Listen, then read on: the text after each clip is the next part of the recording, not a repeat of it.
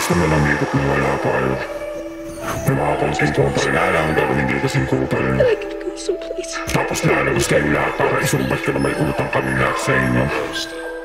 Tandaan nyo, kaso pag maingay hindi nangangagat. At bukod pa doon, wala kaming utang na loob sa inyo. Kung may mga aso lang dapat mag-aaral dito sa kultura, siguro yung Cerberus yun.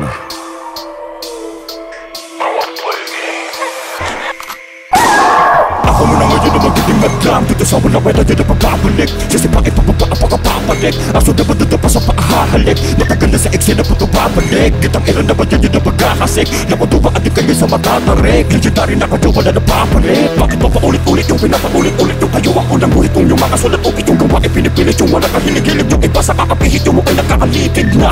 Anong utang na loob ba ang sinisingil sa ira na to? Pumila kayo di ba may ira kayo? E di ilabas natin sa liga na to. Mali na kayo, di porket kayo ang nauna. Eh puro na lang kayo puna. Respeto pa rin sa nauna, pero di sa tulad yung bida-bida. Igit sa mga nagbunga na, kaya sila nagbubunga nga. Samantala kami ng mga pa, noong panahon pa yung ang tinitingala. Huwag yung sasabihin sa amin na kayo ang tapos respetuhin mga dito. Sa landasan nila karo ko wala akong nakita ng bakas ng mga aso dito. Di ako bagito, kayo tong pabibo.